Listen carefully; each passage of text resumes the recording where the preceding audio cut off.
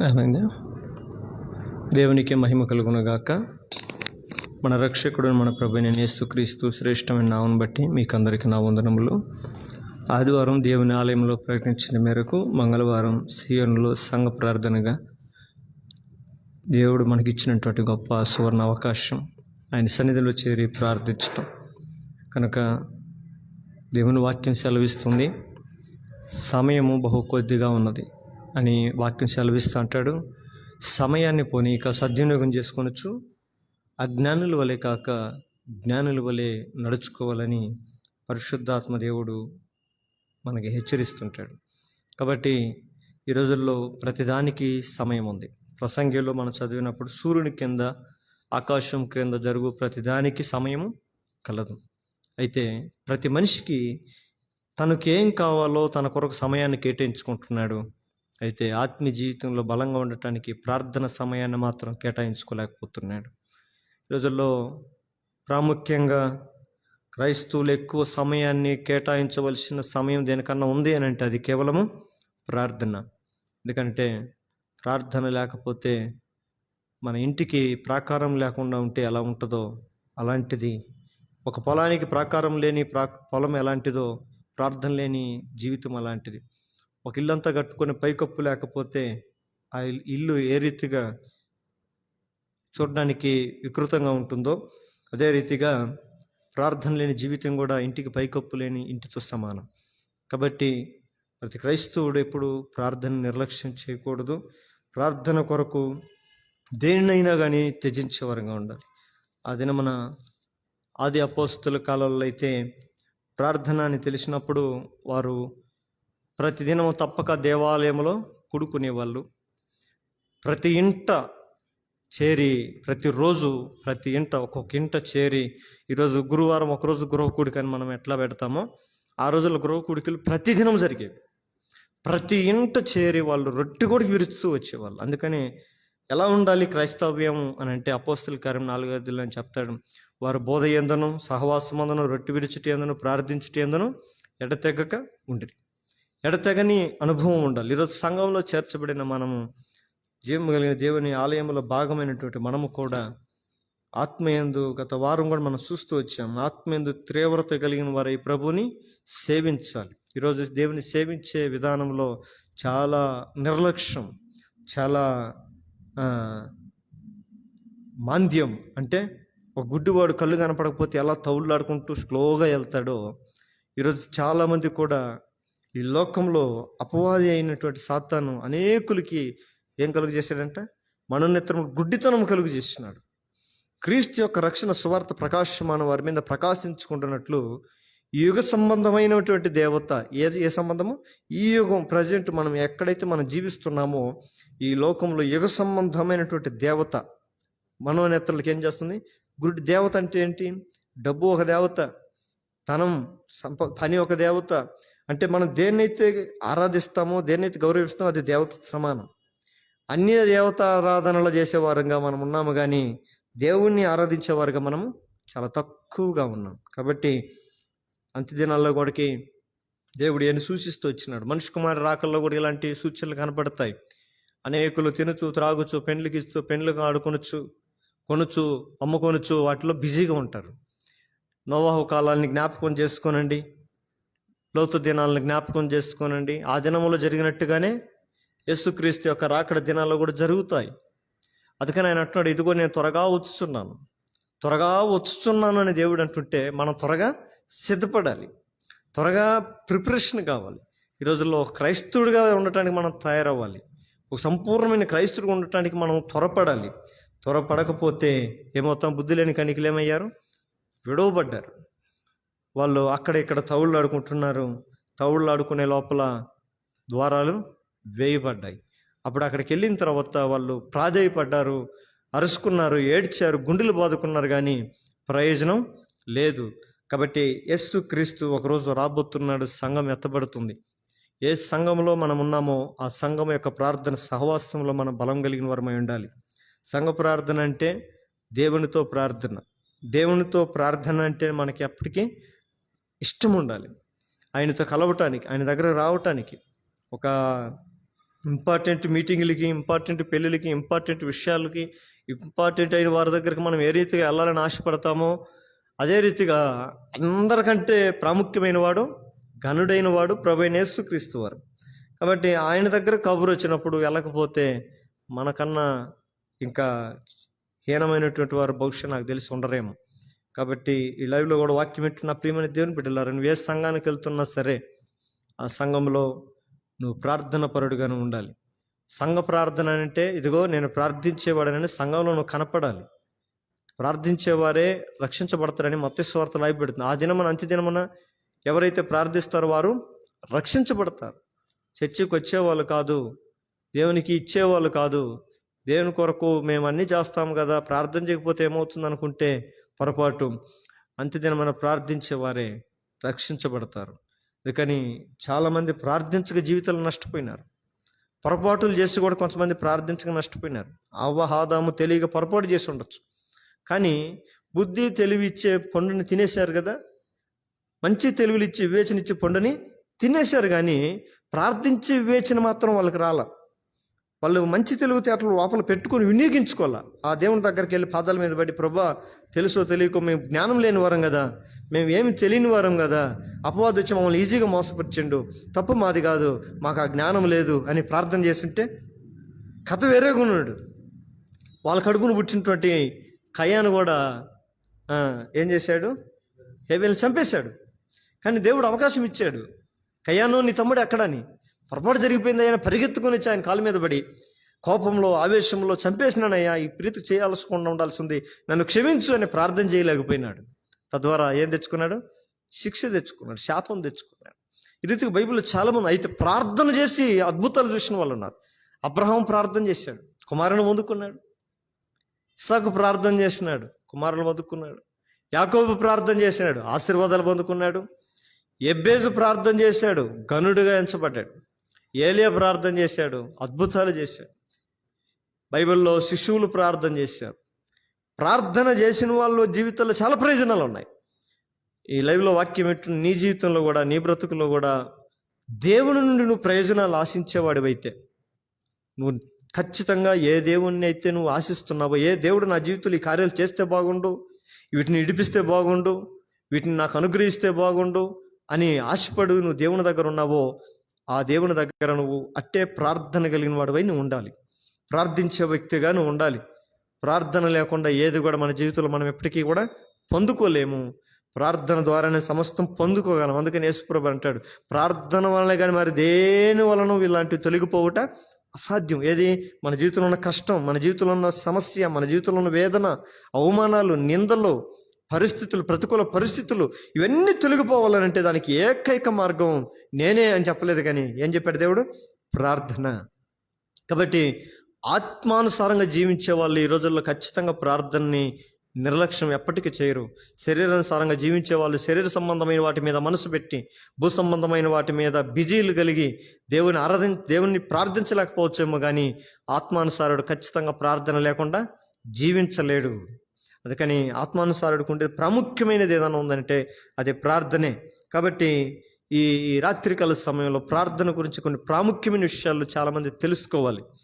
ప్రార్థన అనేది ఎంతో ఇంపార్టెంటో, ప్రార్థనను కూడా అంతే నిర్లక్ష్యంగా చేస్తున్న క్రైస్తవ సమాజంలో మనం చూస్తున్నాం. ఈ రోజులు ఆరాధనలకు ఇంపార్టెంట్ ఇస్తున్నారు, వాక్యాలకు ఇంపార్టెంట్ ఇస్తున్నారు, ప్రార్థనకి తక్కువ సమయం ఇస్తారు. 1-2 మాటల్లో ప్రార్థన ముగిస్తారు. ఎక్కువగా పాటలు పాడాలి, ఎక్కువగా ఆరాధన చేయాలి, ఎక్కువగా వర్షిప్ చేయించాలి, మంచిగా వాక్యం చెప్పాలి. ఇంకొన్ని సంఘాల్లో అయితే వాక్యం కూడా తక్కువ, ఆరాధన ఎక్కువ. దేవుని ఘనపరచాలి, దేవుని స్థుతి మంచిది, చాలా సంతోషమే. కానీ ప్రార్థన అన్నిటికీ మించింది ఏదై నీ జీవితంలో ఉండాలి. పగులంతా దేవుడు బోధించాడు, రాత్రి అంతా ప్రార్థనలో గడుపుతూ వచ్చాడు. వచ్చినాడు. మరి యేసు ప్రభుకి ఇలాంటి అలవాటు ఉంటే ఆయన అనుసరించే వాళ్ళకి ఖచ్చితంగా అది నేర్పిస్తాడా లేదా?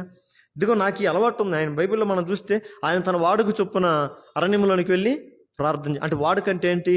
అలవాటు. ఆ అలవాటు ఉంది ఆయనకి. ఏ అలవాటు అయ్యి అంటే ప్రార్థించే అలవాటు ఉంది, రాత్రి అంతా చేసే అలవాటు ఉంది. మన మనుషులం కదా, చేయలేము. అందుకని దేవుడు శిష్యుల దగ్గరకు వచ్చి ఏమంటాడు? నా కోసం 1 గడియ అయినా మేల్కొని ఉండాలి. 1 గడియ, ఒక రోజుకి 1 గంట అయినా దేవుని సన్నిధిలో చేరి ఆయన సమ్ముఖంలో చేరి ప్రార్థించకపోతే మనం ఎప్పటికీ క్రైస్తవులమి కాలేము. ఒక నిజమైన క్రైస్తవుడిగా మనం కనబడాలంటే ప్రార్థన కలిగిన వారమై ఉండాలి. అందుకని మనం చూస్తూ వచ్చాం, చాలామంది ప్రార్థన చేయక నష్టపోయారు. హిజ్కియా అయితే ఒకరోజు ప్రవక్త ఆయన దగ్గరికి వెళ్ళి ఆయనతో అంటాడు, ఇదిగో దేవుడు నాకు చెప్పాడు, నువ్వు చనిపోబోతున్నావు, ఇంకా ఇదిగో సాయంకాలంకో లేకుంటే రేపటికి చనిపోతావు, కాబట్టి ఏమన్నా చిన్న చిన్న పనులు ఉంటే చక్కబెట్టుకో అని చెప్పి ఇన్ఫర్మేషన్ వస్తే అన్ని పనులు ఆపేశాడు. ఆయన చేసుకున్నాడా? అయ్యో ఇంకా నేను చచ్చిపోతున్నాను, ఇమీడియట్గా నా తర్వాత రాజు ఎవరాలు, నా కొడుకుని పిలిపించండి, వాళ్ళని ఊరందరని చెప్పి మంత్రులను పిలిపించండి, ప్రధానులను పిలిపించండి అని చెప్పి మీటింగ్ పెట్టాడా? ఏ పనులు చక్కబెట్టుకోమని దేవుడు సెలవిచ్చినా కూడా ఆ పనులన్నీ ఏం చేశాడు? పక్కకు దుబ్బేసి ఒక పని చేశాడు. ఏం పని? గోడ వైపు తిరిగి, ఇప్పుడు నేను పనులు చేసుకునే సమయం కాదు, నేను చచ్చిపోతానని తెలిసి పనులు చేసుకుంటే కాదు నాకు ఇంపార్టెంట్, ఇప్పుడు నేను ప్రార్థన గోడ వైపు తిరిగి కన్నీరు కారుస్తూ ఏం చేశాడు? ప్రార్థన చేశాడంట. ఆ ప్రార్థన దేవుడు నిరాకరించాడా? మళ్ళీ తిరిగి ఏ ప్రార్థన అయితే ఆయన కన్నీళ్ళు విడిచి ప్రార్థన చేశాడో దేవుడు ఆలకించి యెషయా ప్రవక్తను ఆయన దగ్గరకు పంపించి, ఇదిగో నువ్వు ప్రార్థించి నేను చూశాను, నీ కన్నీళ్ళు విడిచుట నేను చూశాను, నీకు ఇంకా 15 సంవత్సరముల ఆయుష్ నేను ఇస్తున్నాను. చూడండి ఎంత అద్భుతమైనటువంటి కార్యం. ప్రార్థన నీ పరిస్థితిని మారుస్తుంది, ప్రార్థన నీ స్థితిని మారుస్తుంది, ప్రార్థన నీ బ్రతుకును మారుస్తుంది, ప్రార్థన నీ వ్యవస్థనే కూడా కొంతమంది ప్రార్థనలు సమాజాన్నే మార్చేశాయి. పౌలు శీలలు ప్రార్థన చేస్తే ఏమైపోయింది? శరసంఖ్యలు ఎక్కడెక్కడో బంధించి ఇశ్రాయేలు అందరూ కలిసి బిగ్గరగా ప్రార్థన చేస్తే ఏమైంది? ఎరుకు గోడలు కూలిపోయాయి. ప్రార్థన చేస్తే మోషే, సూర్యుడు, చంద్రుడు, యెహోషువ ప్రార్థన చేస్తే ఏమైపోయింది? నిలిచిపోయాయి, ఆగిపోయాయి. ఇవన్నీ చెప్పుకునే కథలు కాదు, మన జీవితంలో కూడా జరుగుతాయి. కాకపోతే మనం ఆ రీతిగా ప్రార్థించే వారంగా ఉండాలి. ఆ రీతిగా చేసినప్పుడే దేవుడు అద్భుతమైన కార్యాలు చేయండి. రాత్రి సంఘ ప్రార్థనలో కనుక సంఘంలో ఉన్నటువంటి క్రైస్తవులు మనం ఎలాంటి అవలక్షణాలు కలిగి ఉండాలి? 3 ప్రాముఖ్యమైన మాటలు నేను చెప్పి నేను ముగిస్తాను. గలతీ రాసిన పత్రిక 5వ అధ్యాయము 14వ వచనం. గలతీలకు రాసిన పత్రిక, గలతియన్స్ చాప్టర్ 5 వర్స్ 14.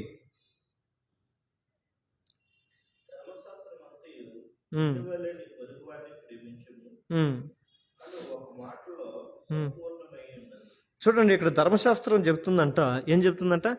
నిన్ను వలే నీ పొరుగు వారిని ప్రేమించు. చూడు, ఒక్క మాటల్లో సంపూర్ణం అయిపోయిందట ధర్మశాస్త్రం. అంటే దేవుడు దాన్ని చాలా షార్ట్ కట్లు చేసేసాడు కదా. ధర్మశాస్త్రం ఎన్ని ఆజ్ఞలు? 10 ఆజ్ఞలు ఉంటాయి. ఆ 10 ఆజ్ఞల్ని ఒక్క ఆజ్ఞతో ఏం చేశాడంట? పరిపూర్ణం చేశాడంట. ఏంటి ఆజ్ఞ అంటే ఇక్కడ చెప్తున్నాడు, నిన్ను వలే నీ పొరుగు వారిని ప్రేమించు. అంటే మనం ఇతరులని ప్రేమించే వారంగా ఉండాలి. ఎప్పుడైతే మనం ఇతరులను ప్రేమిస్తున్నామనంటే ఏం చేస్తున్నామని? ధర్మశాస్త్రాన్ని మనము నిర్వర్తిస్తున్నామని అర్థం. మరి ఎలా ప్రేమిస్తున్నాము అనటానికి కొన్ని క్రియలు కూడా ఉండాలి. ఎగ్జాంపుల్, పరిశుద్ధ గ్రంథంలో చూస్తే అబ్రహాము, లోతు ఇద్దరు కలిసే ఉన్నారు.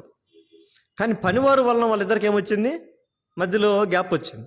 అరే, మన ఇద్దరం కలిసి బాగానే ఉన్నాం, కానీ ఈ పని వాళ్ళకి పొంతన కుదరట్లేదు, మన ఇద్దరం కలిసి వాదులాడుకుంటూ కంటే విడిపోయి దూరంగా ఉండడం మంచిది అని అనుకున్నారు. సరేలే, అట్లాగే బాబాయ్ అని చెప్పాడు. కొద్దిగా దూరం వెళ్ళాడు. ఆ దూరం వెళ్ళిన తర్వాత ఏ ప్రాంతంలో అయితే ఆయన నివాసం చేయడానికి వెళ్ళాడో ఆ ప్రాంతంలో ఉన్న కొంతమంది ఆయన ఏం చేశారు? బంధించేశారు. వేరే దేశంలో రాజు వచ్చి ఆ దేశం మీద దాడి చేసి లోతుని కలిగిన అంతటిని చెరపట్టి తీసుకుని వెళ్ళిపోయాడు. అప్పుడు అబ్రహాం ఏం చేశాడు? అబ్రహాము విడిపోయినాడని చెప్పి వదిలేశాడా? ప్రార్థన చేశాడు. అబ్రహాము దేవుణ్ణి వేడుకున్నాడు. అందుకని బైబిల్లో రాయబడింది ఒక మాట, అబ్రహామును బట్టి దేవుడు లోతును తప్పించిన రాయబడింది. అబ్రహాము దేవుని సన్నిధిలో వేడుకున్నాడంట. 2 సార్లు వేడుకున్నాడు, ఒకసారి కూడా కాదు. ఒకసారి పోయి రాజులతో యుద్ధం చేసి లోతుని ఇడిపించుకొని వస్తాడు. సొదొమ గొమొర్రాలకు పోయిన తర్వాత అగ్ని గంధకాలు గురిపించబడేదానికి ముందు కూడా దేవదూత ఎక్కడికి వచ్చి తెలియజేస్తుంది. ఎవరికి? అబ్రహాముకి తెలియజేస్తుంది. ఇదిగో ఈ పలానా పరిస్థితి వచ్చింది, అక్కడ నాశనం చేయడానికి పోతున్నామంటే అక్కడ ఎవరున్నారు? ఈయన బంధువు ఉన్నాడు. అయ్యో, అక్కడ నా బంధువు ఉన్నాడు కదా అని డైరెక్ట్గా చెప్పలేదు, కానీ అక్కడ 50 మంది, 40 మంది, 10 మంది విశ్వాసులుంటే నువ్వు రక్షిస్తావా, నీతిమంతుడు కాపాడుతావా అంటే, ఒక్క నీతిమంతుడున్నా కూడా నేను కాపాడుతున్నాడు. అయ్యా ఆ ఒక్కడు నా వాడున్నాడయ్యా, వాడిని నేను ప్రేమిస్తున్నాను, పావుగుట్టు తెలుసుకోలేదు. ఒకవేళ బుద్ధి తక్కువ వెళ్ళిపోయాడేమో, విచారించకుండా వెళ్ళిపోయాడేమో, అజ్ఞానంతో వెళ్ళిపోయాడేమో, ఇదిగో నీ సన్నిధిలో నిలబడి నేను ప్రార్థన చేస్తున్నా, ప్లీజ్ వాడిని తప్పించయ్యా అంటే, అబ్రహామును బట్టి లోతును దేవుడు తప్పించాడు. ఇది ప్రేమ అంటే. ప్రేమించటం ఏంటంటే మనం ఇతరులు నశించిపోకుండా, ఇతరులు నిత్య నరకానికి పోకుండా వారి కొరకు మనం ప్రార్థించడం కూడా ప్రేమతో కూడుకున్నదే. ప్రేమించటం అంటే ఏంటంటే ఈ రోజుల్లో ప్రేమ అంటే ఏంటి? కామం. యవనస్తులను అడిగితే ప్రేమ అంటే ఏమంటారు? ఒక యవన కాలంలో ఒక అమ్మాయిని ఇష్టపడేవాడు ఒక అబ్బాయిని ఇష్టపడి అమ్మాయిని పోయి అడిగితే ఏమంటారు వాళ్ళు? నేను ఆ అబ్బాయిని ప్రేమిస్తున్నా, నేను ఆ అమ్మాయిని ప్రేమిస్తున్నా అంటారు. దాన్ని ఏమంటారు? ఆ ప్రేమని దేని చూసి ఇష్టపడి ఉంటారు వాళ్ళు? వాడు చాలాకితనం, వాడి చమత్కారం, వాడు మాట తీరు, ఇవి చూసి కొంతమంది. ఇంకో కొంతమంది అయితే వాడు కలరు, వాడు హైటు, వాడు వెయిటు, వాడు పర్సనాలిటీ చూసి కొంతమంది. ఇంకొంతమంది అయితే వాడు ఎట్టున్న పర్వాలే, మండ్రగబ్బులాగా నల్లగా ఉన్న పర్వాలే, వాడికి ఆ డబ్బు ఉంటే, ఆస్తులు ఉంటే, అంతస్తులు ఉంటే వాడు వైపు పడిపోతారు. అరే అసలు దాన్ని అలాంటి వాడిని ఎట్ట ప్రేమించావమ్మా నువ్వు అని అడిగితే ఏమంటది? నా కళ్ళు పెట్టుకొని చూడండి మీకు ఎట్ట కనపడుతుంది. ఈ రోజుల్లో ప్రేమకు అర్థం తెలియని రోజులు. అందుకని పాట కూడా పాడారు ఎవరు, ప్రేమకు అర్థం మాయలోకం. ఏ లోకం అంటే ఇది? మాయలోకం అంట. అంటే ఏం మాయలు చేసేవాడిని నమ్ముతుంది ఈ లోకం, నిజమైన వాడిని నమ్మదు, నిజంగా ప్రేమించేవాడిని నమ్మదు ఈ లోకం. ఈ రోజుల్లో ఒక అమ్మాయిలు కూడా ఎవరిని ఇష్టపడతారంట?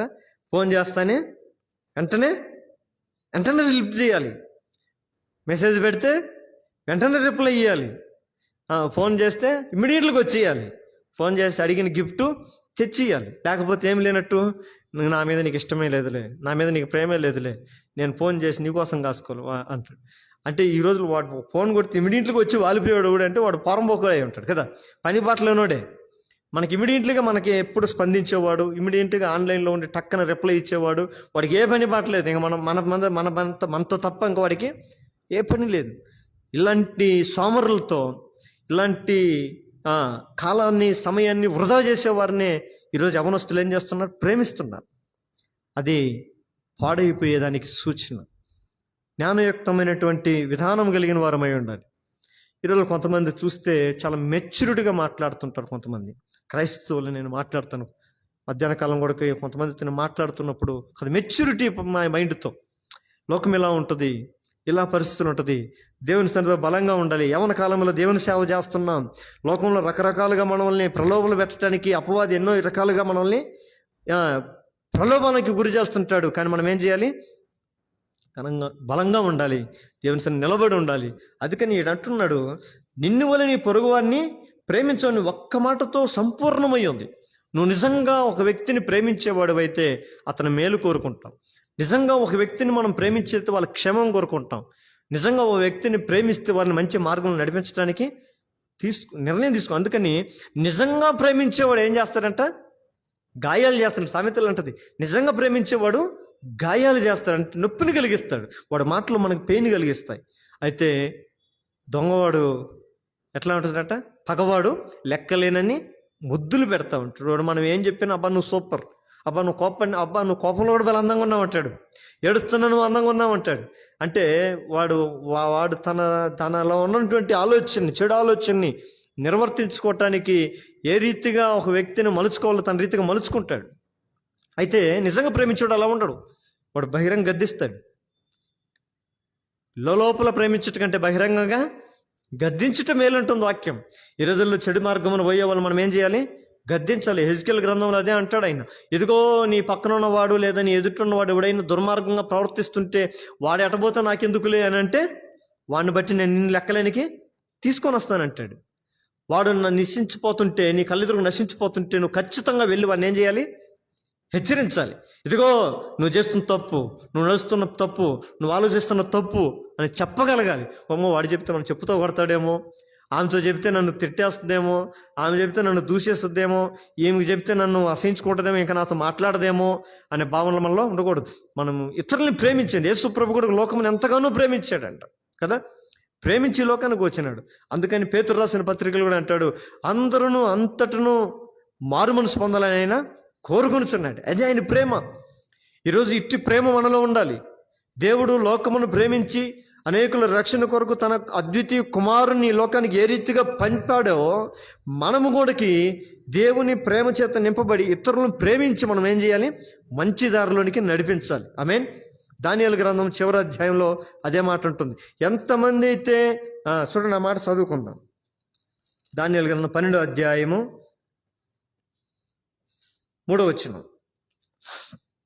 బుద్ధిమంతులైతే ఆకాశ మండలములోని జ్యోతులను పోలిన వారై ప్రకాశించెదరు. నీతి మార్గమును అనుసరించి నడుచుకున్నట్లు ఎవరు అనేకులను త్రిప్పుదరో వారు నక్షత్రం వలె నిరంతరము ప్రకాశించెదరు. దేవునికి మహిమ కలుగును గాక. ఇది చూడండి, ఎవరంటాయా? నీతి మార్గములను అనుసరించి నడుచుకునేటట్లు ఎవరైతే ఎంతమందిని అయితే అనేకులు త్రిప్పుతారో వారెవరంట? నక్షత్రం వల్లే నిరంతరము ప్రకాశిస్తారంట. అబ్బా, ఎంత మంచి మాట. ఈరోజు కాని మార్గంలో నడిపించే వాళ్ళు ఎక్కువ, పాప మార్గంలో నడిపించే వాళ్ళు ఎక్కువ, చెడు మార్గంలో నడిపించే వాళ్ళు ఎక్కువ, నష్టపోయే మార్గంలో నడిపించే వాళ్ళు ఎక్కువ కదా. మనల్ని పతనం చేసే మార్గంలో నడిపించే వాళ్ళు ఎక్కువ. కానీ దేవుని బిడ్డలు ఎలా ఉండాలి అని అంటే, నీతి మార్గమున ఎవరినైతే నడిపించడానికి త్రిప్పుతారో వారు ఆకాశంలో నక్షత్రముల వలె ఉంటారంట. దేవునికి మహిమ కలుగును గాక. మరి స్టార్ అంటూ ఉంటారు. ఎవరు స్టార్లు అంటే? సినిమా స్టార్లు. వాళ్ళేనా స్టార్లు?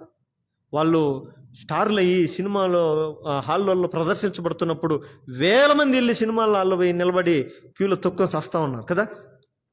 వాళ్ళు ఏం మంచి చెప్తారు? సినిమాలకు పోయినప్పుడు వాళ్ళు ఏం చేయాలా? మంచి పాట వేయాలా, మంచి డ్యాన్స్ వేయాలా, మంచి ఫైట్ చేయాలా. మనుషులకి ఏమైనా ప్రయోజనకరం ఏమైనా ఉంటాయి సినిమాలో? నాకు తెలిసి ప్రయోజనకరమే తక్కువ ఉంటుంది, నిష్ప్రయోజనం అనేది ఎక్కువగా ఉంటుంది. సినిమా అనేది అబద్ధం. అంటే అబద్ధం అనేటి వాడు స్టార్గా వెలుగొందుతూ ఉంటే, మరి నీతి మార్గంలో నుంచి ఎవరినంట ఎక్కడి నుంచి అంట ఎంతమందిని అయితే నీతిని అనుసరించి నడుచుకునేటట్లుగా త్రిప్పుతారో వారు ఆకాశంలోని నక్షత్రముల వలె నిరంతరము. అంటే ఈరోజు వెలిగి రేపు ఆరిపోరు. ఈరోజు వెలిగి ఆదివారం రోజు బాగా వెలిగి మళ్ళా శనివారం దాకా ఆరిపోరు వీళ్ళు. ఆదివారం ఏ ప్రకాశంతో వెలుగుతారో తిరిగి ఆదివారం వరకు అదే ప్రకాశం, అదే భక్తి ఉంటుంది, అదే వైరాగ్యం ఉంటుంది, అదే ప్రార్థన జీవితం ఉంటుంది, దేవుని పట్ల అదే ఆసక్తి ఉంటుంది. ఆదివారం ఆరాధనకి వెళ్ళి ప్రభువుని ఆరాధించాలని ఎంత ఆసక్తి ఉంటుందో సోమవారం అలాగే ఉంటుంది, మంగళవారం అలాగే ఉంటుంది, బుధవారం నుంచి తిరిగి ఆదివారం వచ్చేంత నిరంతరము ప్రకాశిస్తూ ఉంటారు. అందుకని దేవుడు నీ దీపమును వెలుగు చూడనీయుడి, దీపమును ఆర్పుకోకూడదంట. మన దీపము వెలిగిచ్చేదానికి ఎక్కడ పెట్టమన్నాడు దేవుడు? మంచం కింద పెట్టమన్నాడా? పైన దీపస్తంభం మీదే పెడతాం. ఇప్పుడు ఈ దీపాలు మనం కాళ్ళ కింద వేసుకుంటాం. ఈ ట్యూబ్ లైట్లు అన్నీ కాళ్ళ కింద వేసుకోవాలి, పైన వేసుకున్నాం. అంతే, పైన వేస్తే ఇక్కడంతా వెలుగు రావాలని. మనము కూడా దేవుడిచ్చిన రక్షణ, దేవుడు అనుగ్రహించినటువంటి జీవితాన్ని, విశ్వాస్యతను లోకంలో మనం చూపించాలి. అందుకని ఇక్కడ అంటున్న మాట ఏందయ్యా అంటే, ఇక్కడ ఆత్మ ఫలములు కలిగినటువంటి వారు గలతీయులకు రాసిన పత్రికలు అదే 5వ అధ్యాయంలో ఒక మాట అంటాడు. చూడండి, 22వ వచనం, అదే 5:22, గలతీయులకు రాసిన పత్రిక 5:22. ఆత్మ ఫలం ఏమనగా ప్రేమ. చూడండి, ఇక్కడ మొట్టమొదటిగా ఆత్మ ఫలములో కలిగినది ఏంటంట? ప్రేమ. ఈడ కూడా చెప్తున్నాడు, దేవుని ఆత్మ ఎవరి మీదైతే ఉంటుందో వాళ్ళకి ఏముంటుందంట? ప్రేమ ఉంటుంది. ఏ ప్రేమ ఉంటుంది? ఇప్పటిదాకా మనం చెప్పుకున్న ఒక అమ్మాయి వెనకబడే ప్రేమ కాదు, ఒక అబ్బాయి వెనకబడే ప్రేమ కాదు, అందం చూసి మోహపడే ప్రేమ కాదు, చలాకితనము, పోకిరి మాటలు, అవి చూసి వాటికి పడిపోయే ప్రేమలు కాదు ఈ ప్రేమలు. అవన్నీ వ్యామోహాలు, అవన్నీ పాపం సంబంధించినవి అవన్నీ. అందుకని మనం పాపంలో పడిపోకుండా జాగ్రత్తగా చూసుకోవాలి. అయితే ఇక్కడ చెప్తున్నది దేవుని ఆత్మ ఫలములో మొట్టమొదటిది ఏంటంట? ప్రేమ. ఈరోజు మన ప్రేమ ఎలా ఉండాలి అంటే, దేవుని ప్రేమ ఎలా ఉందో మన ప్రేమ. దేవుని ప్రేమ ఎలా ఉంటుంది అని అంటే ఆయన అంటాడు, శాశ్వతమైన ప్రేమతో నేను మిమ్మల్ని ప్రేమించుతున్నాను. దేవునికి స్తోత్రం కలుగును. ఈరోజు ఒక మనుషుల్ని ప్రేమిస్తే మనం ఎంతవరకు ప్రేమిస్తాం వాళ్ళని? వాళ్ళు మనకి ఎంతవరకు ప్రేమిస్తారు, మనం అంతవరకు వాళ్ళని ప్రేమిస్తాం. తిరిగి మనం ఏదైనా ద్వేషించారంటే, మనకి ఏదైనా అక్కరకు రాలేదంటే, మనకు ఉపయోగపడలేదంటే, తిరిగి వారిని కూడా మనము వీళ్ళు ఉపయోగమే లేదు, వీళ్ళని ఎందుకు ప్రేమించాలి అనవసరం కానీ త్రోసివేస్తాం. అయితే మన దేవుడు అలా కాదు, శాశ్వతమైన ప్రేమను చూపించేవాడు.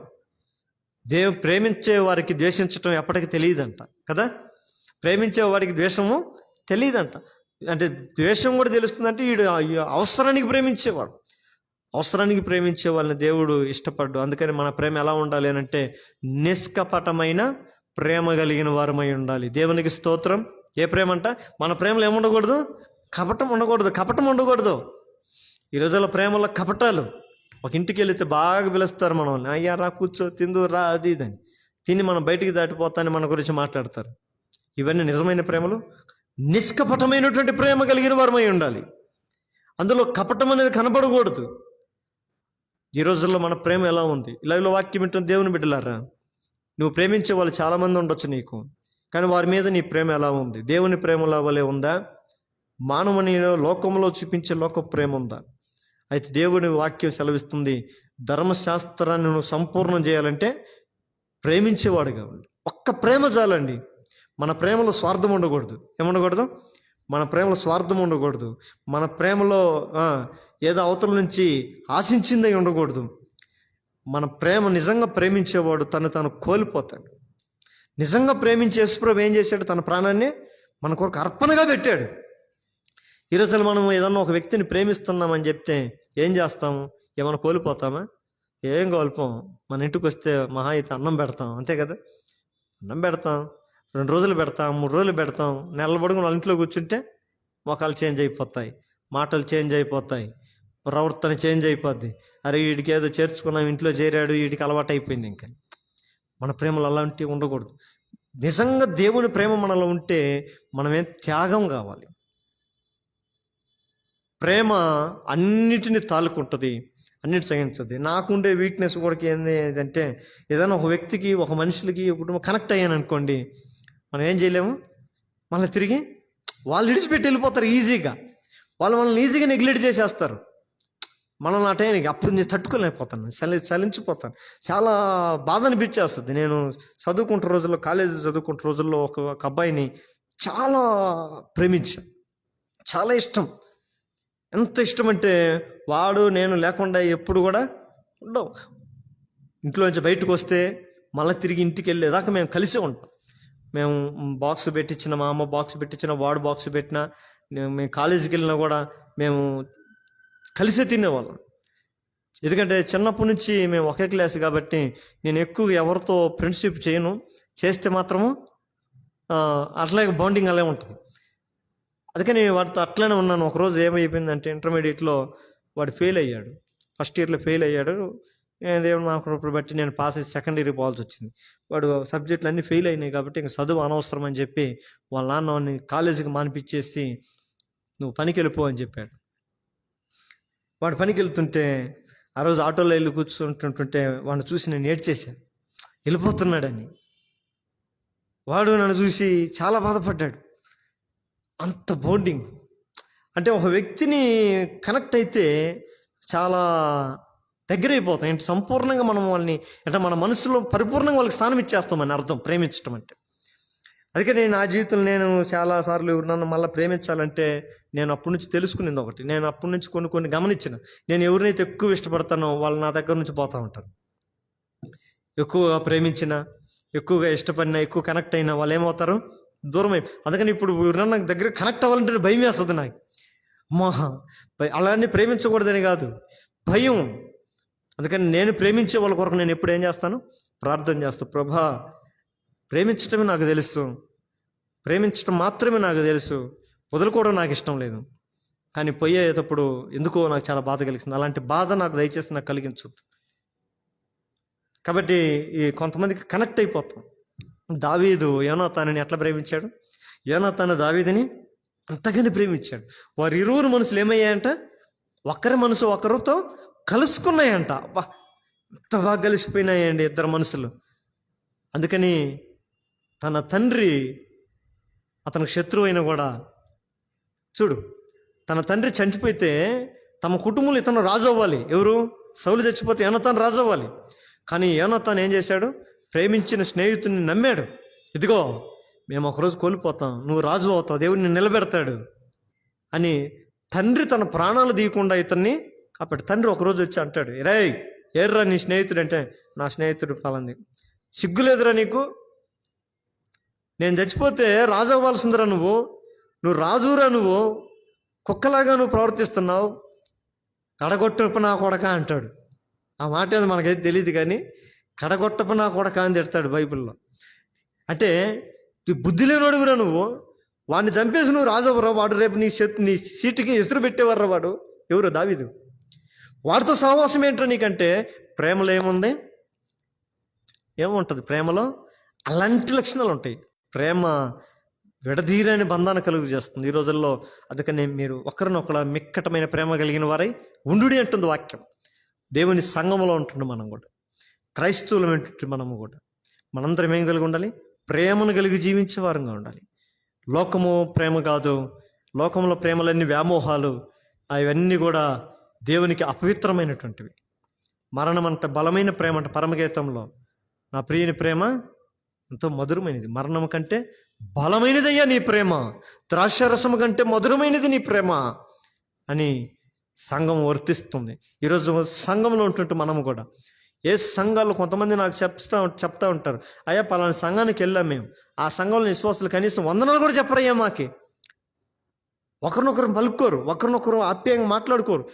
వెళ్తారు అందరూ ఆ సంఘానికి సినిమాల్లోకి వెళ్ళినట్టు వెళ్తారు, 3 అవర్లు సినిమా చూసినట్టు చూస్తారు, ఎవరు పట్టుకోళ్ళు వెళ్ళిపోతారు. అది సంఘమా? దేవుని ప్రేమ మన హృదయంలో ఏలుచుండాలంట. ఏం చేయాలంట? దేవుని సంఘంలో ఒక మనిషిని మనం కొత్తగా వచ్చిన కుటుంబాలను మనం ఏం చేయాలి? ఆప్యాయంగా ప్రేమతో మనం మాట్లాడాలి, ఆ ప్రేమ వాళ్ళకు చూపించాలి. సంఘంలో మన కాడ హంగామా లేకపోయినా, డీజే సౌండ్ లేకపోయినా, కలర్ఫుల్ లైట్లు లేకపోయినా, ఏది లేకపోయినా, వాద్యాలు అయ్యి ఏమీ లేకపోయినా కూడా ఒకటి మిత్రం మిస్ కాకూడదు. ఏంటది? దేవుని ప్రేమ. ఆ ప్రేమ చూపిస్తే చాలు మనుషులకు. మనం ఏం చేయాలి? ఆ ప్రేమ అన్నిటి మైమరిచేటట్లుగా చేస్తాం. ఈ రోజుల్లో సంఘంలో ప్రాముఖ్యంగా నేర్చుకోవాల్సింది, అందరూ మిక్కటమైన ప్రేమతో ప్రేమించాలి. అందుకని దేవుని వాక్యం సెలవిస్తుంది, ఆత్మ ఫలము మొదటిగా ప్రేమ, తర్వాత రెండవది అంటున్నాడు సంతోషము, సమాధానము, నాలుగవదిగా ఒక మాట అంటున్నాడు. ఏంటది? దీర్ఘశాంతము. అబ్బా, ఏం శాంతం అంటే ఇదే. నేను మధ్యాహ్నం వచ్చి ఇదే మందిరంలో కూర్చొని ప్రార్థన చేస్తున్నాను. సాయంకాలం ప్రార్థన ఉంది, ప్రభా ఏ వాక్యం ద్వారా మాట్లాడాలి, నాతో మాట్లాడు అని నేను ప్రార్థన చేస్తున్నాను. అన్ని విషయాలు మైండ్లోకి వస్తే కొద్దిగా శాంతిని కోల్పోతాం కదా. అప్పుడు దేవుడు నాకు సెలవిచ్చిన మాట, దీర్ఘశాంతం కలిగి ఉండు. ఏం కలిగి ఉండాలంట? దీర్ఘం అంటే సాగదీయడం, దీర్ఘం కొనసాగించుకోకపోవటం. మనుషుల్లో శాంతి ఉండాలి, ఆ శాంతిని కోల్పోకూడదు. ఈ రోజుల్లో కొన్ని పరిస్థితులను బట్టి మనం శాంతిని కోల్పోవద్దు. ఇంకేం ప్రార్థన, ఇంకేమి సేవ, ఇంకేం పరిచర్య, ఇంకేమి సంఘం, ఇంకేమి దేవుడు అని అనిపించేవి మన జీవితంలోకి వస్తూ ఉంటాయి. అప్పుడు మనకి ఏముండాలట? కొద్దిగా శాంతం, దీర్ఘశాంతం. అందుకని నేను అంటున్నాడు, దీర్ఘశాంతము అంటే ఆత్మల్లో ప్రాముఖ్యమైనటువంటి ఫలముల్లో ఇదొకటి. నాలుగవది ఏంటి? దేవుని ఆత్మలో నాలుగవ ఫలం ఇది. 9 ఫలాలు ఉన్నాయి కదా, 9వ ఫలంలో ఇది 4వది, ఆ దీర్ఘశాంతం అనేది. ఈ రోజులో కొంతమందికి శాంతం కోల్పోతారు, అంటే సహనం కోల్పోతారు. శాంతం పోతే ఇంకేమైపోద్ది? కోపం వచ్చేస్తుంది. కోపం వస్తే కోపంలో వచ్చిన నిర్ణయాలు ఎలా ఉంటాయి?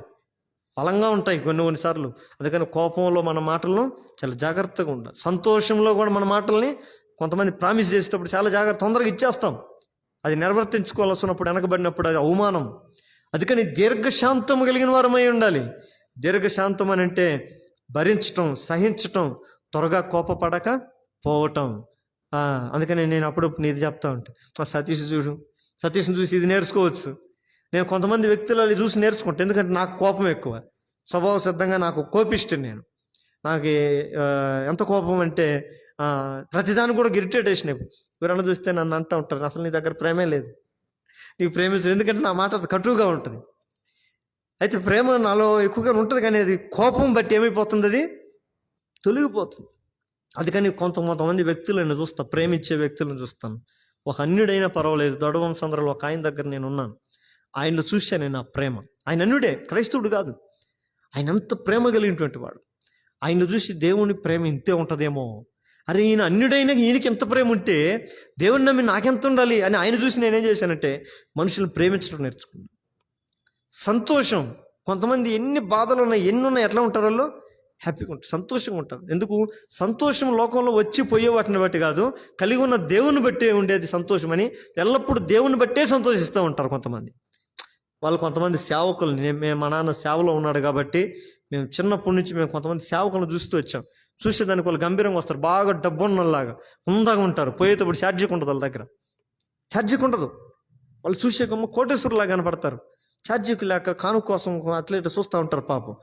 అంటే వాళ్ళు అయినా కానీ వాళ్ళ ముఖంలో ఉండే ఆనందం, సంతోషం పరమానందంగా ఉంటుంది. వాళ్ళు ఏమైనా సరే ఉన్నాయి పాని లేని కానీ ఏమన్నా కానీ సంతోషంగా ఉంటారు. అందుకని క్రైస్తవుడికి దేవుడిచ్చింది ఏంటంట? వరము సంతోషంగా ఉండాలి. అందుకని సంతోషించండి, మరలా చెప్పుదును సంతోషించండి. అందుకని మనిషి ఎప్పుడు సంతోషంగా ఉండడానికి ప్రయత్నం చేయాలి. మనకు విచారాలు కలుగు చేసేవి, బాధలు కలుగు చేసేవి చాలానే ఉంటాయి ఈ లోకంలో, కానీ వాటిని బట్టి మనం జడియకూడదు. అందుకని పౌలు అంటాడు, సంతృప్తి ఉండాలి అంటే దీనస్థితిలో ఉండని ఎరుగుదును, సంపన్న స్థితిలో ఉండని ఎరుగుదును, ఏ స్థితిలో ఉన్నా కూడా నేను సంతృప్తి నుండి ఎరుగుదును. సంతృప్తి కలిగిన వాడు ఎప్పుడు సంతోషంగా ఉంటాడు. అంటే కలిగిన వాటితో సంతృప్తి పడడం నేర్చుకుంటే మనం ఎప్పుడు సంతోషంగానే ఉంటాం. అన్ని 99 కలిగి ఉండి ఒక్కటి లేదని చెప్పి దాని గురించి ఆలోచిస్తుంటే ఈ 99 విలువ తెలియనంత వరకు మనం అసంతృప్తిగానే ఉంటాం. ఒకదాన్ని విడిచిపెట్టి 99 ఇచ్చాడా దేవుడు, దాన్ని బట్టి మనం ఏం చేయాలి? స్తుతించడం, సంతోషించడం నేర్చుకోవాలి. అప్పుడు దేవుడు మనకి మిగిలిన వాటిని పట్టాడు. అందుకని మనం ఏమైతే కలిగి ఉన్నామో దాన్ని బట్టి మనం సంతోషపడాలి. లేని వాటిని బట్టి మనం ఆలోచించకూడదు. నాకు మంచి ఉద్యోగం లేదే, నాకు మంచి డబ్బు లేదే, నాకు మంచి అందం లేదే, నాకు మంచి సౌభాగ్యం లేదే, మా ఇంట్లో ఇది లేదే, అది లేదే కాదు. ఏది ఉందో వాటిని చూడు, గుర్తించు. నీకు ఆరోగ్యం ఉందా? ఆ దేవుడు నీకు ఆ టయానికి ఏది ఇచ్చాడు? నీకు బిర్యానీ లేదా, తాగడానికి గంజి ఇచ్చాడా? దాన్ని బట్టి సంతోషించు. వస్తున్నట్లేదు కదా. అందుకని దేవుడు ఇచ్చిన వాటిని మనం గుర్తించాలి, లేని వాటిని కాదు. ఈరోజు చాలామంది మనుషులు అన్నీ కలిగి ఉండి లేని వాటి గురించి చింతించి బాధపడుతుంటారు, దుఃఖపడుతుంటారు. కాబట్టి దేవుని వాక్యం సెలవిస్తుంది, కలిగి ఉన్న వాటిని బట్టి సంతోషించాలి. మొట్టమొదటిగా మనము దేవుని బట్టి మనం ఎప్పుడు, ఎందుకంటే ఆయన ఈ భూమి మీద ఏది ఉన్నా ఒకరోజు పోయేదే, కానీ దేవుడు మాత్రం ఎప్పుడు ఉండేవాడు, మనతో ఉంటాడు, మరణం వరకు నడిపిస్తాడు, మరణం తర్వాత కూడా మనతో ఉంటాడు, ఆయన దగ్గరకు చేర్చుకుంటాడు. కాబట్టి ఈ లోకంలో దేన్ని బట్టి, డబ్బును బట్టి సంతోషపడకూడదు, మనుషులను బట్టి సంతోషపడకూడదు. అందరూ మనకు ఒకరోజు హ్యాండ్ ఇచ్చేసి వెళ్ళిపోతారు. అయితే దేవుడు నేను నిన్ను విడవను ఎడబాయిని అన్నాడు. కాబట్టి ఆయన్ని బట్టి మనం ఎప్పుడు సంతోషించే వరంగా ఉండాలి. అందుకని ఇంకొకటి ఏమంటాడు? సమాధానము, తర్వాత 4వదిగా దీర్ఘశాంతం. అందుకని దీర్ఘశాంతం అని అంటే భరించే, సహించే, త్వరగా కోపపడని మనస్సు కలిగినటువంటి వారు. ఈ రోజుల్లో మనకు చాలా కోపం వచ్చేస్తుంది, కొన్ని మాటలకు ఇరిటేషన్ అయిపోతుంది, ఇమ్మీడియట్గా డడీరని రిలీజ్. నేనైతే ఒక్కోసారి బైబిల్ కూడా ఇసిరి పడేసిన దాఖలు కూడా ఉన్నాయి. ఒకసారి కోపంతో ఇసిరి పడేసిన బైబిల్ కూడా, వద్దు నాకు ఈ బైబిల్ వద్దు, ఏమొద్దని, ఏగానే ఈ సేవ వద్దు, ఒక్కోసారి ఈ సంఘం వద్దు, ఈ పరిచర్య వద్దు అన్నటువంటి కష్టాలు కలిగినప్పుడు శాంతాన్ని కోల్పోతాం. కోపంలో దేవుడి దుర్మార్గమైన నిర్ణయాలు వస్తాం. అందుకని తొందరపట్టు వలన మనుషులు దారి తప్పి పోతానంటుంది సామెతల్లో. అందుకని తొందరపడకుండా గొప్ప ద్రోహ కార్యాలు కూడా జరగకుండా ఆపుతుందంట. అందుకని దీర్ఘశాంతం కలిగి ఉండాలి. బైబిల్లో కొంతమంది ఉన్నారు దీర్ఘశాంతం కలిగిన వారు. అందులో మొట్టమొదటిగా ఒక ఆయన కనపడతాడు. ఎవరు? యోసేపు. ఇంట్లోనే ఆరంభమైంది ఆయనకి శ్రమ, బయట కాదు కదా. ఈరోజు ఇంట్లో అంతా బాగానే ఉంటుంది, బయట కష్టం వస్తే గిలగిలలాడిపోతాం. ఈయనకి అట్లా కాదు, ఇంట్లోనే సమస్య. లాస్ట్ వాడు కదా, అన్నదమ్ములు ప్రేమ పొందుకోవాలని ఆశ ఉంటుంది కదా, కానీ ఈ అన్నదమ్ములు ఇతను ఏం చేస్తున్నారు? అసహించుకుంటున్నారు, అడుగడుగున మాటలతో ద్వేషిస్తున్నారు, అడుగడుగున మాటలతో నిందిస్తున్నారు. తన ఇంటి వారే ఆయన ఏం చేస్తున్నారు? అర్థం చేసుకోవట్లేదు. తన ఇంటి వారే ఆయన ఏం చేస్తున్నారు? బాధ పెడుతున్నారు, బాధిస్తున్నారు. సూటిపోటి మాటలతో రకరకాలుగా మాట్లాడుతూ ఉన్నారు. ఈ రోజులు కూడా ఇంట్లో కూడా కొన్ని పరిస్థితులు అలా మాట్లాడుతుంటారు. భార్యాభర్తల మధ్య, తల్లిదండ్రుల మధ్య, బిడ్డల మధ్య, అత్త కోడల మధ్య ఇవన్నీ జరుగుతున్నాయి. అయితే ఇతను ఇవన్నీ ఎదుర్కొంటున్నాడు. అందరి చేత ద్వేషించబడ్డాడు, సహోదరుల చేత ద్వేషించబడ్డాడు. అయితే ఇతను మాత్రం ఏం కలిగి ఉన్నాడు? దీర్ఘశాంతం కలిగి. ఒకరోజు వాళ్ళ దగ్గరికి వెళ్ళాడు కానీ వాళ్ళు ఆయన మీద ఉన్న అసూయ చేత ఆయన పట్టుకొని చంపేయాలనుకున్నారు. ఈయన్ని చంపితే మనకెందుకు ఆ పాపం అని చెప్పి ఒక గోతులో పడేసేసారు. ఆడే సామని కుక్క సాగు చేస్తాడు ఈడని. ఆ గోతులో ఉండి ఆయన ఏడుస్తున్నాడు, అన్నలారా ప్లీజ్ అన్నలారా నన్ను కాపాడండి అన్నలారా. మనమైతే ఏం చేస్తాం? దూషిస్తూ ఉంటాం. ఇంకా గుంతలో పడి మీరేం బాగుపడతారా, మీరేమి బాగుపడతారా? మీరు నాశనం అయిపోతారా?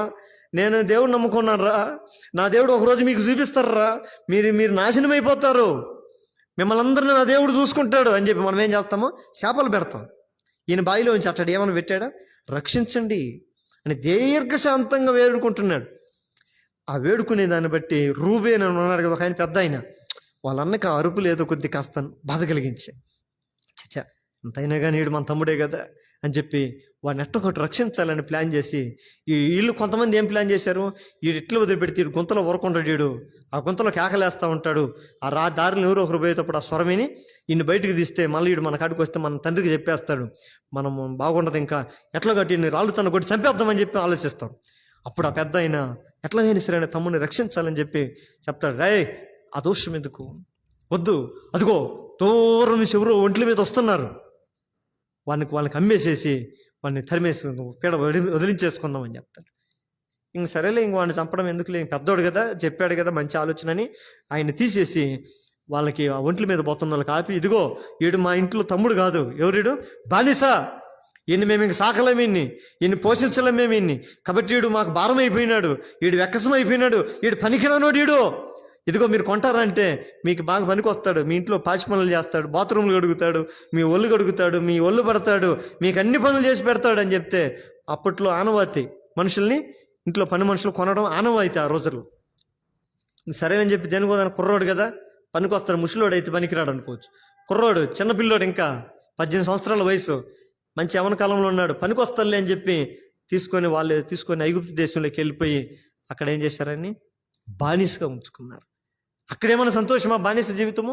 అక్కడ కూడా అనేకమైన వేదనలు, అక్కడ అనేకమైన సమస్యలు. ఎవరైనా ఏ ఇంట్లో పనిచేస్తున్నాడో ఆ ఇంట్లో ఆమె ఆయన మీద కన్నేసింది. ఈయన అందం చూసి, ఆయన జ్ఞానం చూసి, ఆయన పవిత్రత చూసి, ఆయన తెలివితేటలు చూసి ఈమెకు మనసు పడింది. కానీ ఆయన ఏం చేస్తున్నాడు? తొందరపడట్లే, జాగ్రత్త కలిగి ఉన్నాడు, దీర్ఘశాంతంగా సహిస్తూ వచ్చినాడు. ఎప్పుడైతే ఆమె తన కోరిక తీరవలేదని అతని మీద నింద వేసినప్పుడు ఆ ఇంటి యజమాని ఏం చేశాడు? ఆయన్ని తీసుకుపోయి జైల్లో బండకు ఇచ్చాడు. జైల్లో మగ్గుతున్నాడు. జైల్లో కూడా ఏమో దేవుడు దూషిస్తున్నాడు. ఆయన, అయ్యా నువ్వే ఆడుండవయ్యా దేవుడు, ఇంకా అబ్రహాము దేవుడివి నువ్వా, ఇసాకు దేవుడివి, యాకోబు నా తండ్రి దేవుడివేనా నువ్వేం దేవుడు అయ్యా అని అన్నాడా? మనమైతే అంటాం ఇంకెక్కడ దేవుడు. ఇంట్లో ఎవరన్నా ప్రాముఖ్యత ఏదైనా కష్టం జరిగిందంటే అయ్యో దేవుడు ఆడున్నాడండి, దేవుడు అని ఉంటే మాకెందుకు ఇక్కడ జరుగుతుంది. అయినా కానీ ఆయన ఏం చేస్తాడు? శ్రమల్లో దీర్ఘశాంతం కలిగి సహిస్తూ వచ్చినాడు. సహిస్తే ఒకరోజు దేవుడు ఏం చేశాడు? అతన్ని చెరసాల సంఖ్యల్లో నుంచి విడిపించి ఏ దేశంలో అయితే బానిసుడిగా ఉన్నాడో ఆ దేశంలో ప్రధానిగా నా దేవుడు మార్చాడు. దేవునికి స్తోత్రం. అందుకని ఏ సమస్యలు, మనుషులందరూ నిన్ను అర్థం చేసుకోలేదని, మనుషులు నిన్ను నిందిస్తున్నారని, మనుషులు నీ మీద అబండాలు వేస్తున్నారని, రకరకాలుగా నిన్ను ఇబ్బంది పెడుతున్నారని నువ్వేమి తిరిగి వాళ్ళకి సమాధానం చెప్పాల్సిన అవసరం లేదు. నువ్వు మౌనంగా ఉండడం మంచిది కదా. కొన్నిసార్లు మన సమాధానం చెప్పినప్పుడు అది వ్యర్థంగా అనిపించినప్పుడు మౌనమే మంచిది. అందుకని మన దేవునికి మనం అప్పచెప్పుకోవాలి. యేషోబు దేవునికి అప్పచెప్పుకున్నాడు. అందుకని అనేక సార్లు ఆయన పలుకుతుంటున్నాను, నా దేవునికి నేను భయపడువాడను. దేవా చూడయ్యా, నీవే చూడు, నా పరిస్థితి చూడు, నన్ను జ్ఞాపకం చేసుకో అని ప్రార్థించేవాడే అన్ని శ్రమల్లో. అందుకని శ్రమయందు పట్టుదల కలిగి, శ్రమయందు నిరీక్షణ కలిగి, ప్రార్థన యందు పట్టుదల కలిగి ఉండమంటాడు. శ్రమలో మనం ఏం కోల్పోకూడదు? నిరీక్షణ శ్రమ కలుగుతున్నామనంటే మనం ఏదో ఒక స్టేజ్ పైకి ఎక్కబోతున్నామని అర్థం. ఆమేన్. దీన్ని ఇట్లా అర్థం చేసుకోవాలి. కీడుని మనం ఏం చేయాలి? మేలు ఉంది అని భావించాలి. మనం ఏ తప్పు చేయకుండా, ఏ విధమైనటువంటి ఇది చేయకుండా అనవసరమైనటువంటి నిందలు మన తల మీద పడుతున్నాయనంటే మనం చెల్లించాల్సిన అవసరం లేదు. మన పరిశుద్ధతనేంటో మనం కాపాడుకుంటూ ఉంటే ఒకరోజు దేవుడు ఏం చేస్తాడు? యేషోపుని హెచ్చించినట్లుగా నన్ను మనందరం ఒకరోజు దేవుడు హెచ్చించగలడు. ఆమేన్. అందుకని మనుషులు నన్ను అర్థం చేసుకోవట్లేదు, మనుషులు మన మీద నిందలు వేయచ్చు, మనుషులు మనం అర్థం చేసుకోలేకపోవచ్చు, పలు రకాలుగా అపహసించవచ్చు, పలు రకాలుగా మనం దూషించవచ్చు. కానీ మనం ఏం చేయకూడదు? దీర్ఘశాంతాన్ని కోల్పోకూడదు. దేవునికి అప్పచెప్పుకొని ప్రశాంతంగా ఉంటే దేవుడు ఏం చేస్తాడు? భారమును భరించే వాటిలో దేవుడు, అందుకని నీ భారం యెహోవా మీద మోపు. దేవుని మీద మోపుతున్నాడు. అప్పటికప్పుడు మనలోనే పెట్టుకుంటే ఎక్కువైపోద్ది. మోయలేని బరువు ఎక్కువ అయిపోయినప్పుడు మనకేం వచ్చేస్తుంది, ఇక నేను మోయలేను. అలాంటి వాళ్ళు ఏం చేస్తున్నారు, సూసైడ్ చేసుకుంటున్నారు.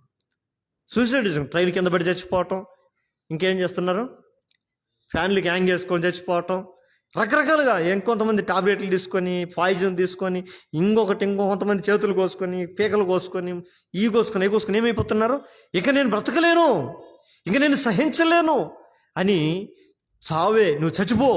ఒక్కోసారి మనిషిని శ్రమ చెప్పొద్దంట, నువ్వు చచ్చిపో, నీదొక బతుక, నీదొక జీవితమా, ఎందుకు నువ్వు జీవించేది, నువ్వే తప్పుకు పోయినా నీకు విలువ లేదు, నీదొక బ్రతుక, చచ్చిపో అని శ్రమ మనిషిని ఏం చేస్తుందంట, తరుగుతుంటుందంట.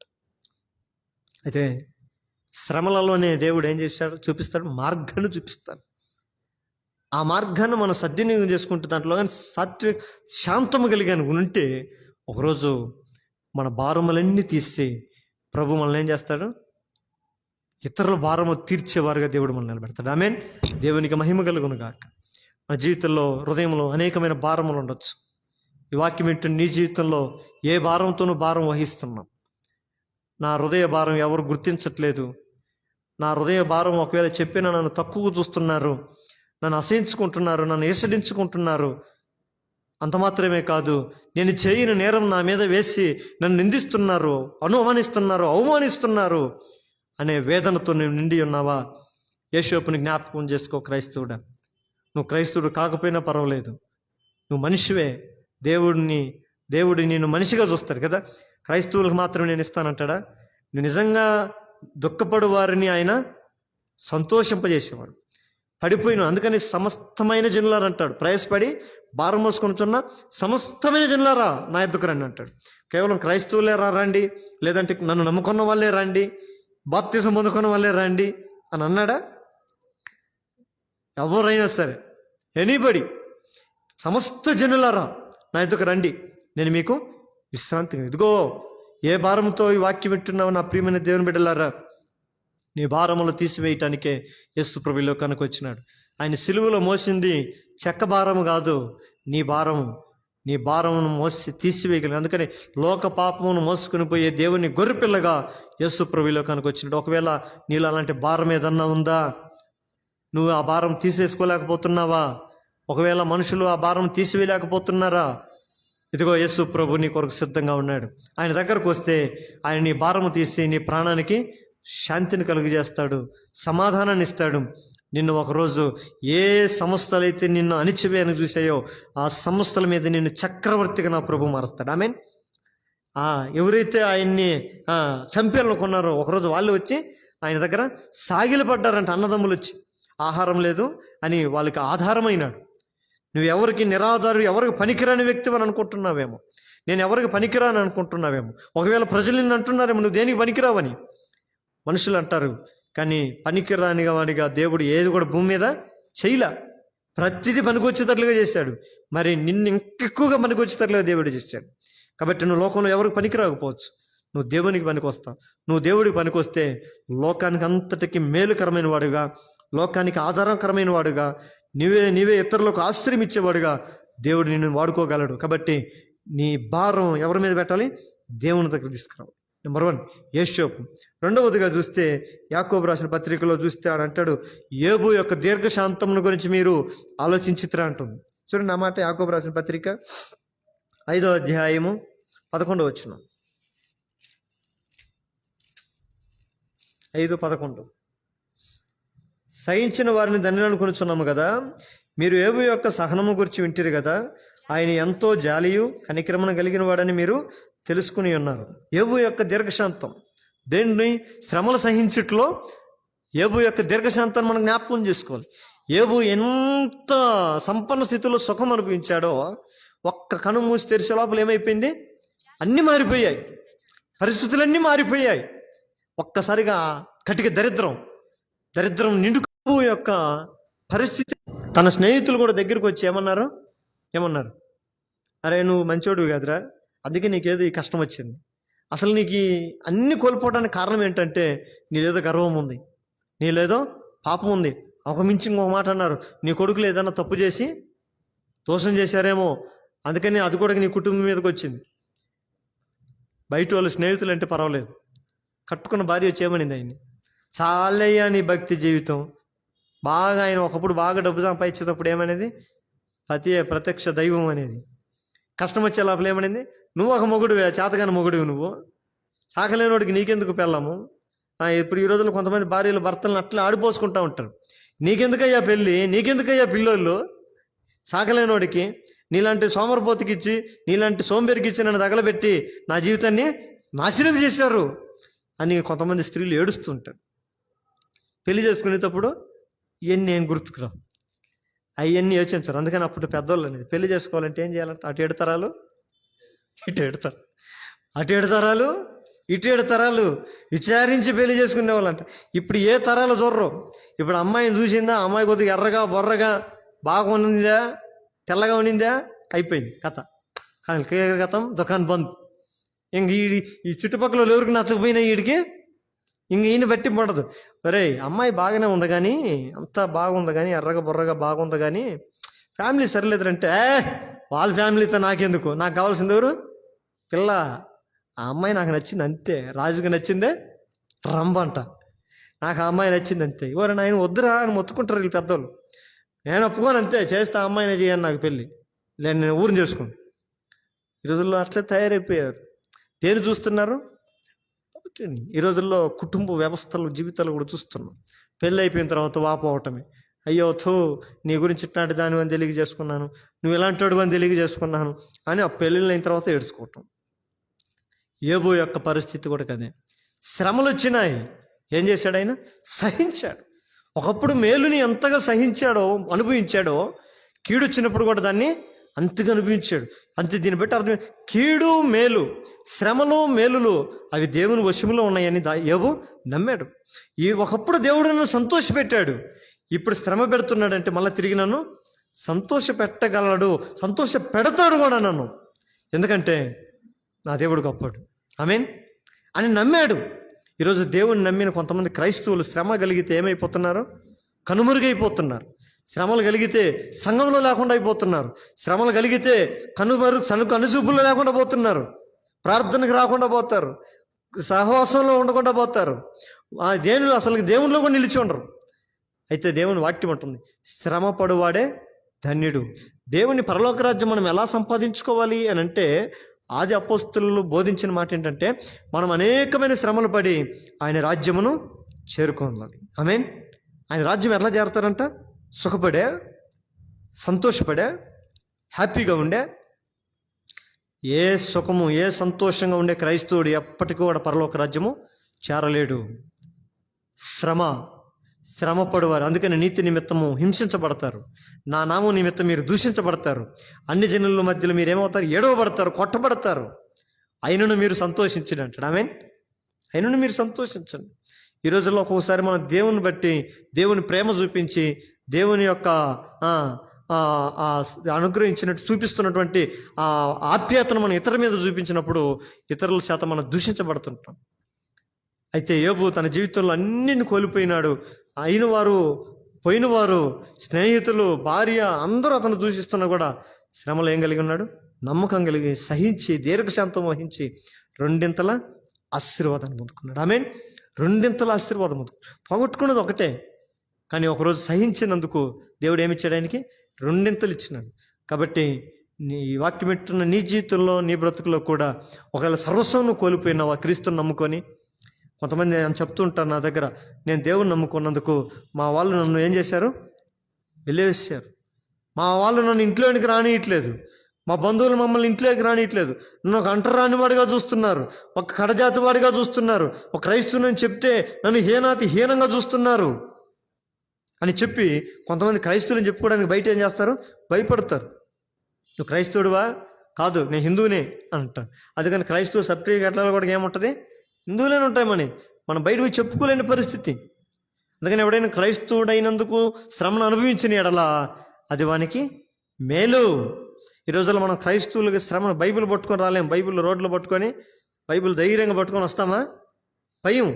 ఎందుకు? ఎవరైనా చూస్తే క్రైస్తవుడు అంటారేమో, ఏమైనా కొడతారేమో, తిడతారేమో, ఎలాంటి పరిస్థితులు వచ్చినాయి, ఒప్పుకోలేని పరిస్థితులు. అందుకని భూమి మీద ఎవడైతే నన్ను ఒప్పుకోడో పరలోకంలో దేవతల ఎదుట కూడా నేను వారిని ఒప్పుకోను అంటాడు. మన దేవుడిని ఒప్పుకునే వరంగా ఉండే యోబు అన్ని విషయాలలో, శ్రమల విషయాలలో శాంతం వహించాడు. ఒకరోజు రెండింతల ఆశీర్వాదం పొందుకున్నాడు. మూడో వ్యక్తిని చూస్తే పరిశుద్ధ గ్రంథం ప్రకటన గ్రంథంలో 1వ అధ్యాయం 9వ వచనంలో అంటాడు, పద్మాసు దీపములో యోహోను దీర్ఘశాంతాన్ని వహిస్తున్నాడు. దేవుని సేవ నిమిత్తం, పరిచర్య నిమిత్తం, దేవుని రాజ్య సువార్త నిమిత్తము బంధించబడ్డాడు. లోయలో పద్మాసు దీపములో పడద్రోయబడ్డాడు. ఏం చేస్తున్నాడు? సువార్తను ప్రకటించుట్లో దీర్ఘశాంతం కలిగి ఉన్నాడు. ఈ రోజుల్లో కొంతమందికి మేలు చెప్పే విషయంలో మనం చెప్పి వాళ్ళు ఏమన్నా తిరుగుబాటు చేస్తే ఆపేస్తాం లేదా? వాడికి చెప్పడం అనవసరం, వాడు బుద్ధిహీనుడు, వాడికి చెప్పకూడదు అంటాం అని చెప్పట్లో మనం ఎప్పుడు కూడా విసిగించుకోకూడదు. వాడు మారేంతవరకు మనం చెప్తుండాలి కదా. పాల్ యాంగ్చో తెలుసు కదా, కొరియన్ ఆయన్ని జబ్బు వచ్చి ఒక రూమ్లో బంధించుంటే ఒక చిన్న పాప రోజు పోయి పాంప్లెట్ ఇచ్చి స్వార్థ చెప్పేదంట, అంకుల్ యేసుప్రభు నిన్ను ప్రేమిస్తున్నాడు. ఆయన పచ్చి బూతులు తిట్టేవాడంట. ఆ అమ్మాయి పోయినప్పుడల్లా భయంకరంగా బూతులు తిట్టేవాడంట. అయినా కానీ ఆ అమ్మాయి చిన్న చిరునవ్వు నవ్వి జీసస్ లవ్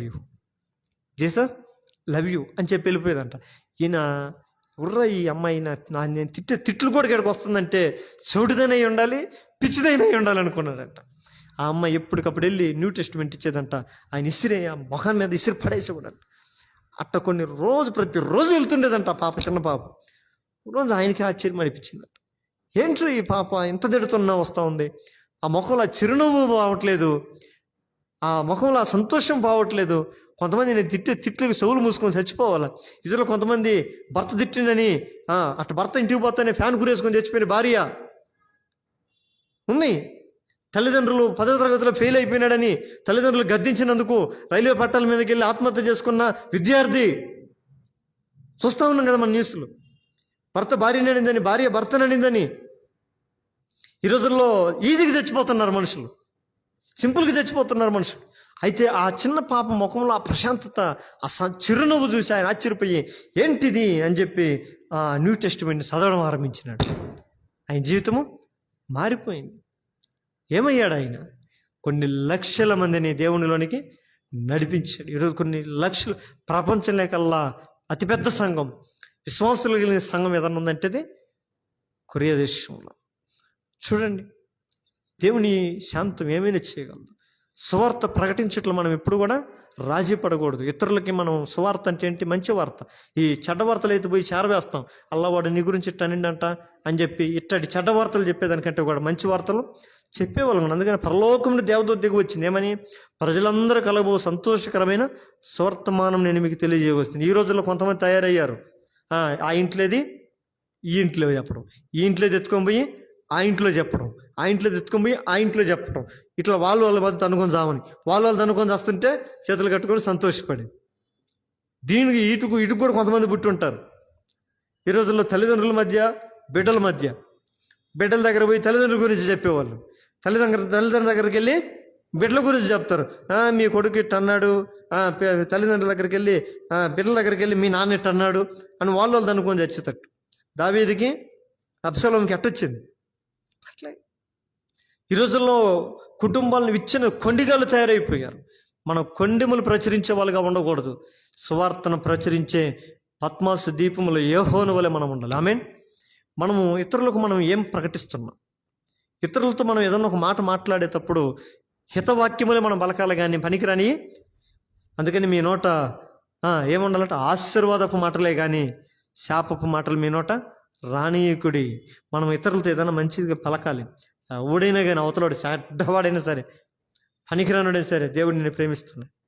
మనం కూడా కొన్ని ప్రేమించు. మంచివాడిని పట్టుకుని దొంగ దొంగ దొంగ దొంగ దొంగ అని అంటే వాడు ఒకరోజు ఏం చేస్తాడు? వాడు అవసరాన్ని బట్టి నన్ను ఎట్టో ఇంకా లోకమంతా దొంగే కదా అని అనుకుంటుండేది వాడు దొంగతనం చేస్తాడు. ఈ రోజుల్లో కూడా ఏదన్నా మంచి ఇంట్లో ఏదన్నా ఏ తప్పు చేయను కూడా నువ్వు తప్పు చేసావు అంటే వాడికి ఏం కలుగుద్ది? చేయాలని మైండ్లోకి పడిపోద్ది. ఇంకోటి ఏం చేయకుండానే నాకు ఇన్ని వచ్చినాయి, ఇంక చేస్తే ఉపయోగం, చేస్తే పంచితే పడతాను ఇందులో పని గుంపులో అయిపోయా. ఈ రోజుల్లో దుష్టుడు అలా రీతికి చేస్తూ ఉంటాడు. ఆ రీతికి చేస్తుంటాడు. ఏదైతే చేయకూడదు దాన్ని చేయించేటట్లుగా, చేయని దాన్ని కూడా చేయించేటట్లుగా పురమాయిస్తూ ఉంటాడు. అందుకని చాలా జాగ్రత్త కలిగి ఉండాలి ఈ అంత్య దినాల్లో. అందుకని పరిశుద్ధ ఆత్మ దేవుడు ఇంతవరకు మనతో మాట్లాడిన ప్రియమైన దేవుని బిడ్డలారా, లైవ్లో వాక్యం వింటున్న మీ బిడ్డలు, మళ్ళా వినబోయేటువంటి వారు కూడా దేవుడు సెలవిస్తున్నమాట. అంత్య దినాల్లో ఉన్నాం. దీర్ఘశాంతం కలిగి ఉండండి. ఎప్పుడు కూడా మీ శాంతిని, మీ సమాధానం కోల్పోవద్దండి. కోల్పోయే పరిస్థితులు ఎన్ని వచ్చినా, ఎలాంటివి వచ్చినా కూడా నిబ్బరం కలిగి ఉండు, ధైర్యం కలిగి ఉండు. బైబిల్లోని భక్తులను ఆధారం చేసుకో, యేషోపును ఆధారం చేసుకో. భారం భరించేట్లో యేషోపు ఎంత భారం భరించాడు. ఒకరోజు ఇతరుల భారం తీర్చేవాడిగా యేషోపుని దేవుడు ఆశీర్వదించాడు. నువ్వే ఇప్పుడు ఒకరికైనా భారం అయ్యి ఉండొచ్చేమో, నీ కుటుంబంలో ఉన్న వారికి నువ్వు భారం అయ్యి ఉండొచ్చేమో, నీ బంధువులకు నువ్వు భారం అయ్యి ఉండొచ్చేమో, నీ భార్యకి, నీ భర్తకి నువ్వు భారం అయ్యి ఉండొచ్చేమో, నీ బిడ్డలకు నువ్వు భారం అయ్యి ఉండొచ్చేమో, లేదంటే నీ బిడ్డలే నీకు భారం అయ్యి ఉండొచ్చేమో. నువ్వు ఎవరికి భారం అయ్యి ఉంటావో అయితే నువ్వు దేవునికి ఎప్పుడు భారం కావు. అందుకని భారం మోసుకొనిచున్న నా బిడ్డలారా, నా యొద్దకు రండి అని యేసు ప్రభు పిలుస్తున్నాడు. ఆయన నీ భారమును భరించుటకు శక్తి కలిగిన వాడు. నువ్వు ఆయన దగ్గరకు వచ్చి నీ భారం ఆయన మీద గొప్ప చెప్తే, ఆయనకి ఇస్తే ఆయన నీకు సమాధానాన్ని ఇస్తాడు. యేషోపు అన్ని విషయాల భారమును భరిస్తూ వచ్చినాడు. నిందలు, అవమానాలు అన్ని భరిస్తూ వచ్చినాడు. తన ఇంటి వారు తను త్రోసివేశారు, అమ్మివేశారు. కానీ దేవుడు ఒకరోజు వారి ఎదుట తను గొప్ప చేసినాడు. కాబట్టి నిన్నెవరో నెట్టివేస్తున్నారని, నిన్నెవరో అసహించుకుంటున్నారని, నిన్నెవరో నిందిస్తున్నారని, నిన్నెవరో పనికిరాని వాడని అంటున్నారని, త్రోసివేస్తున్నారని నువ్వు కోపగించుకోకు. దేవుడికి ఎప్పుడు నీవు ఎక్కువ కావు, తక్కువ కావు. దేవుడు నిన్ను హెచ్చించుటకు ఆయన ఇష్టం కలిగి ఉన్నాడు. దేవుని దగ్గరకు రా, అప్పుడు ఆయన నీ వద్దకు వస్తాడు. ఆయన నేను బలమైన పాత్రగా మారుస్తాడు. అంత మాత్రమే కాదు, రెండవదిగా యోబును జ్ఞాపకం చేసుకుంటూ వచ్చాం. శ్రమలు సహించుట్లో యోబును జ్ఞాపకం. నీకున్న శ్రమే గొప్పదని నువ్వు కొంతమంది తొందరపాటు నిర్ణయాలు, శ్రమలో తొందరపాటు నిర్ణయాలు తీసుకోకు. నా జీవితం ఇంకా బతకడం ఎందుకు అని, చచ్చిపోదామని, మరణిద్దామని అని అనుకుంటున్నావా? ఇదిగో ఒకసారి యోబును జ్ఞాపకం చేసుకో. కష్టం ఇచ్చిన దేవుడు సుఖమిస్తాడు. ఇది ఈ రాత్రి వచ్చింది, రేపు ఉదయాన్న సూర్యుడు రాకుండా ఉంటాడా, వెలుగు రాకుండా ఉంటుందా? నీ జీవితంలో కష్టం అనేది చీకటని ఇప్పుడు ఉండొచ్చు. ఉదయం అనేది ఎంత నిజమో, సూర్యుడు ఉదయిస్తాడనేది ఎంత నిజమో, నీ జీవితంలో కష్ట దినాలు, శ్రమ దినాలు కూడా పోగొట్టి దేవుడు సంతోషమును, సమాధానమును, రెండింతల ఆశీర్వాదం దేవుడు దయచేయటకు ఆయనకి ఇష్టం కలిగి ఉన్నాడు. చివరిగా ఆఖరిగా సువార్త ప్రకటించట్లో యోహాను దీర్ఘశాంతం కలిగి ఉన్నాడు. ఆయన్ని చంపి ఆయన రకరకాలుగా ప్రయత్నాలు చేసిన ఆయన చనిపోలేదు. చరిత్రలో రాయబడి ఉంది. నూనెలో వేశారు, కాలిపోలేదు. ఏనుగుల చేత తొక్కించారు, చనిపోలేదు. విష సర్పాల చేత కాటేయించారు, చనిపోలేదు. కానీ ఆయన సువార్తను ఆపలేదు, సువార్తను ప్రకటిస్తూ వచ్చినాడు. ఈరోజు పరిశుద్ధ గ్రంథంలో రాబోయే అంత్య దినాల్లో జరగబోయే ప్రాముఖ్యమైనటువంటి ప్రకటన అధ్యాయాన్ని మనకు అందించట్లో ఆయన దీర్ఘశాంతమే ఉపయోగపడింది. ఈ వాక్యం వింటున్న నీవు కూడా మోకాళ్ళ మీదకి వస్తే నీ కొరకు కూడా ప్రార్థించడానికి నేను ఇష్టపడుతున్నాను. కాబట్టి నా ప్రియమైన దేవుని బిడ్డలారా, దీర్ఘశాంతమును దేవుడిచ్చే ఒక గొప్ప వరం. కోల్పోకు, దయచేసి కోల్పోకు. ఒకవేళ అలాంటి శాంతి, సంతోషం లేక, ప్రశాంతత లేక, జీవితంలో నెమ్మది లేకను ఉన్నావేమో, యేసుప్రభు దగ్గరికి రా. ఆయన నీకు శాంతిని ఇస్తాడు, సమాధానాన్ని ఇస్తాడు, నెమ్మదినిస్తాడు. అందుకొరకు ఆయన ఈ లోకానికి వచ్చినాడు. ప్రజలందరూ కలగబో సంతోషకరమైన సువర్తమానం. ఈ లోకంలో ఆయన్ని ఎవరైతే తెలుసుకుంటారో వారి జీవితంలో సంతోషం, ఆ సంతోషం ఆత్మ అనుగ్రహించే ఆత్మ ఫలముల్లో ప్రాముఖ్యమైనది ప్రేమ, సంతోషము, సమాధానము, దీర్ఘశాంతము. ఇవన్నీ నీ జీవితంలో కావాలనంటే యేసుక్రీస్తు దగ్గరకు వచ్చి ప్రార్థించేవాడుగా ఉంటే దేవుని జీవితంలో తను అనుగ్రహించగలరు. చిన్న ప్రార్థన చేస్తాం. ప్రేమ కలిగిన మా తండ్రి, కృప కలిగిన మా దేవ, ఇదిగో మంగళవారం సీయోనుల సన్నిధిలో మమ్మల్ని చేర్చి ఇంతవరకు నీ మాటలు వినే భాగ్యం మాకు దయచేసాం. ఎత్తబడిన వాక్యం నీరు